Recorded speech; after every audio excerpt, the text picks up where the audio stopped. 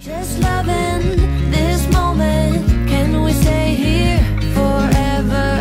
I'm loving this moment. Can we stay? Good morning, beautiful peeps. Breakfast time namin today. Today is Monday. Ang daming lamok today. Feeling ko kasi umulan kagabi. So, kaya ang daming lamok. Yes, what else you need? Everything is here. Okay. Hindi ako nagluto ng ng anything na sudan. Na ulam, ano lang kami. Ang ganito. Ang lang ganito. Lang kami bread, toast, tsaka egg. Yan lang. Normally nag-rice kami. Pero walang time kasi Monday, maaga si Arya ngayon kasi may flag ceremony. So, wala akong time magluto. Kaya, go. Ano lang kami pa yan. Sa breakfast mga blue.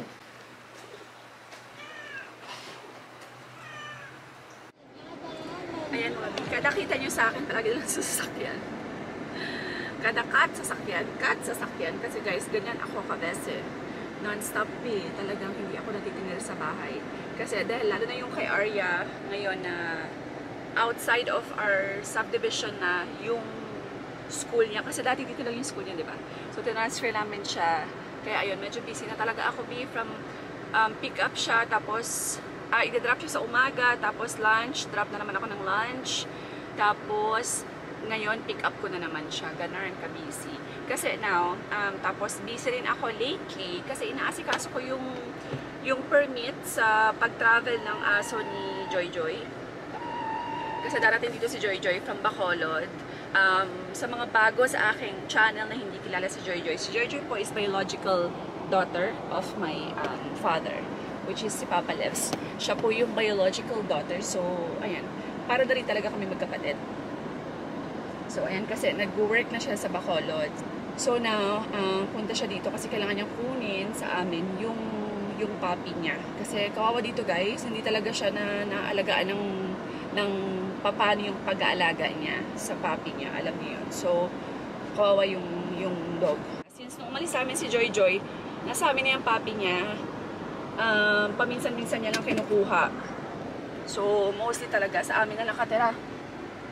Talagang inano niya na sa amin, iniwan niya na sa amin. So, sabi ko hindi pwede. Kailangan niya lang kunin kasi kawawa na talaga. Dito, hindi talaga siya maasikaso dito.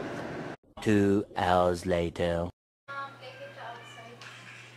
Ano ko lang sa kanya guys? Sundo. Snacks muna kami. Pandesal. Ang cute ng pandesal. Ano ba ito? Sobrang liit. Pak. Hindi kasi nakafocus Basta ganyan siya. Liit no? Dati tag piso-piso lang to Ngayon.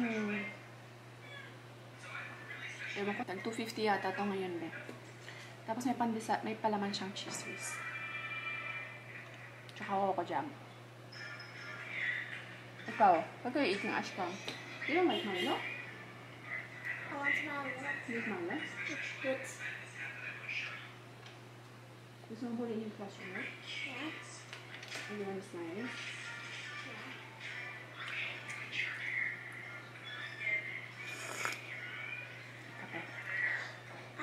This reminds me. So, di ba marami kaming tawag dito, tanim sa labas. O lahat yan pinagsama-sama ni Manang luto. O, sipak. Meron saluyot. Merong okra. May okra ba tasagwa? Wala man. May okra, may kalabasa, may malunggay, upo, o di ba? Saluyot, tsaka alugbate. Tsaka yung parang hipon na maliliit. Ayan, sarap siya, Masarap to sa Ay, namit niya lang. Tapos butangan mo gamay nga sauce ni Papa. Na balang inukanon. Para daw may kahang may lasa-lasa. May bala. Sarap. Tapos yung sauce ni Papa, yung pang namin, himagas. Yes, wait a minute po. Calm down. Baby, kalma. Ayaw kanya sing baby, kalma. Baby, kalma. Baby, kalma. Ikaw nag-ubos.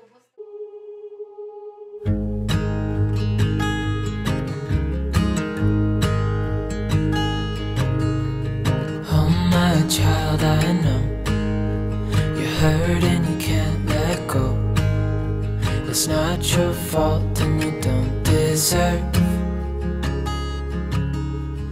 all the bad and the hurt. May isa ko dun. Nakataas yung paa, guys. So, pak. Kita niya.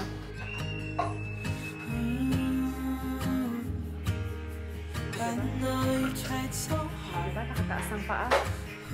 Yabang eh. Aryan!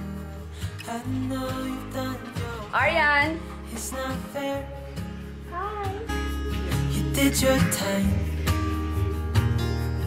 How much longer will you suffer in this life? But don't give up. Just hold on tight. It'll be alright.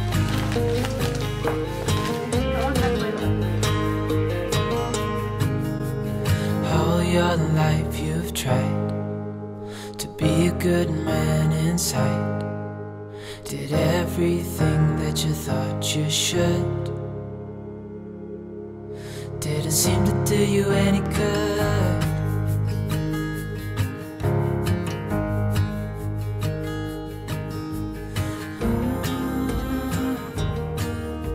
I know you've tried so hard. Kiss mami. Mami, go. Mami, go. Kiss. Yan. Yan guys, nandito tayo sa port. Pinatay ko lang yung makina kasi sayang ang gasolina, B. So, labas na lang ako. Wala pa, hindi pa dumarating yung barko. 7 PM pa daw. Amon Prinsesa. Ayan na po. Ang arte naman, short. Kailangan ganyan kaikli ang short. Miss you. Joy, no? Walang dyan nagbago. Ibaho ang imo pala ng perfume.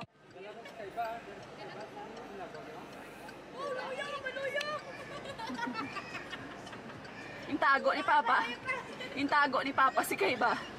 Itago yung akin niya pagkata.